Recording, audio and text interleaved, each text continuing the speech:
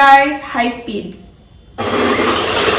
Just another bite. So that it will have a lesser tendency to pull in. I forgot to bring another bowl.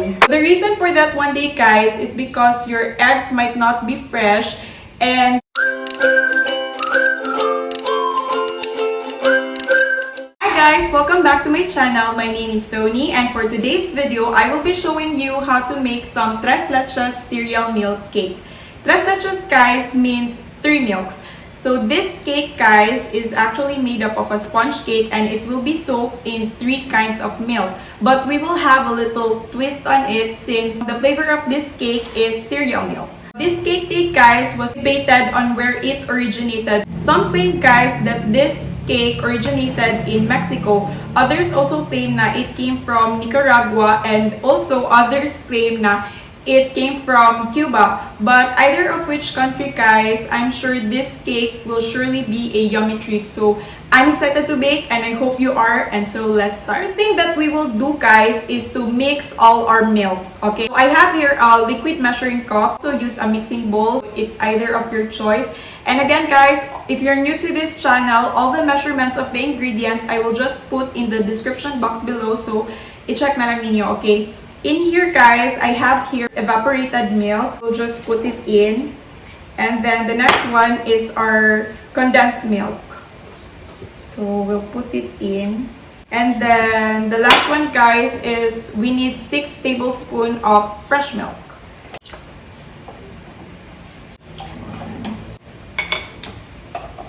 And then, guys, we will just mix everything up. When it's all mixed up, guys, as I've said, this recipe will have a little twist since it's a cereal milk flavor. We will soak in our cereal. Okay, just get our cereals and then just put everything in. And then soak it up.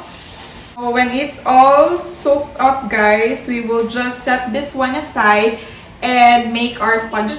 Guys, we will first separate our egg whites from our egg yolks. Okay, we will put our egg whites here in our mixing bowl because we will do the meringue. And then our yolks, guys, we will put here in another bowl. And but before that, we will crack here our eggs. Okay, so the reason for that one day, guys, is because your eggs might not be fresh and there might be a tendency that your yolk will be mixed with your white, and we don't want that one to happen. We'll just crack 1 egg. And then others, guys, if you already know na jud kung saan pag-crack, and then you're gonna do this. You can also do this one if you not to separate it, like this one. And then put the yolk here, and then our white here. Just make sure, guys, na your bowl is squeaky clean lang and no traces of water, guys, para dili siya mo deflate when you're trying to mix it up. Okay, and also, guys, if maglisod mo og separate the one that I've shown earlier, so I also teach you the easier way, okay, on how to separate your yolk from your white. So just crack your egg, put it in, and then from your hands just get the yolk like that, then just put it there and here. So that's it. So when our eggs are separated, guys, here in our bowl with the yolk, we will add in 90 grams of sugar. And then we will just whisk it up until lighten ang iyang color, or you can form a number 8. So we'll just whisk. When you've seen, guys, that the mixture changes its color from dark yellow to this one, to a lighter one, and then its consistency is a bit thick, that you can actually form a number 8 on it. And then we will add in our dry ingredients. So our dry ingredients, guys, here is our all-purpose flour, our baking powder, and some salt.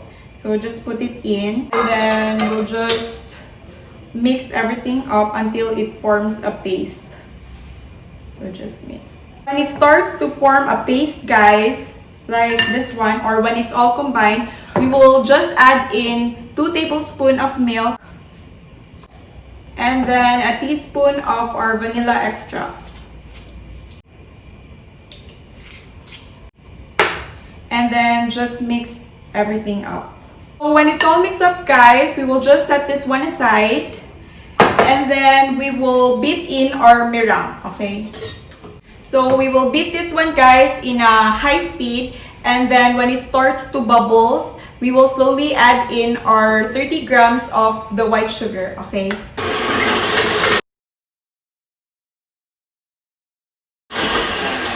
So, you know guys that your meringue is ready is when you have stiff bakes, okay? Like this one. We will just transfer this one to our yolk mixture. Doing that, we'll just get another one.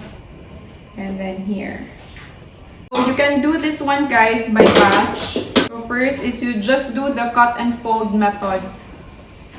Just be slowly take guys because we don't want the meringue to deflate. That will give our cakes the ability to rise, okay? Others guys, they also use a metal spoon in doing this, especially if you're hesitant if your meringue might deflate. And we'll put in the rest. There. Continue to do the cut and fold method. Okay guys, this is ready. So we'll just transfer this one to our pans, okay? So I have here a loaf pan. You can also use, the ideal tray for this one is a 7 by 11 or 11 by 7 tin. But I'd like to use the loaf pan, okay? So it depends really on you. We will just grease the bottom of the pan and not the side so that it will have a lesser tendency to pull in the cake because this is a guys, ang sponge cake guys tends to pull in, especially if you take it out directly. Just put some butter. When it's done, we'll just transfer our cake mixture to our pan. When you're done guys, we will just load this one in our preheated oven in 170 degrees Celsius for roughly about 20 minutes or when your skewers comes out clean.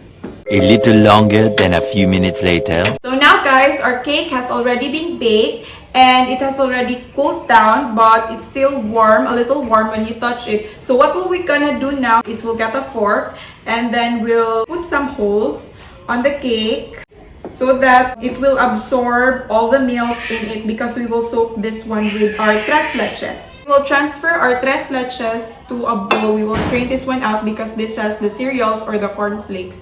Okay, I forgot to bring another bowl. So when you're done guys, we will just, this one, we will put it in our cake, okay? So when you're done soaking your cake guys, we will just leave this one to cool down and put it in the chiller for about 3 hours. Ideally guys, it is really best to put this one overnight and then we're gonna taste this one after. But since that would be too long, so 3 hours is okay. Much later. It's been 3 hours already guys, so I've taken out our cake. And what will we gonna do now guys is to make our frosting. So our frosting guys is just our heavy cream and then our powdered sugar, okay? So we'll just about half a cup. When it starts to whip, we will slowly add in our powdered sugar. So again guys, high speed. Then when it's slowly rising guys, we will slowly add in our powdered sugar.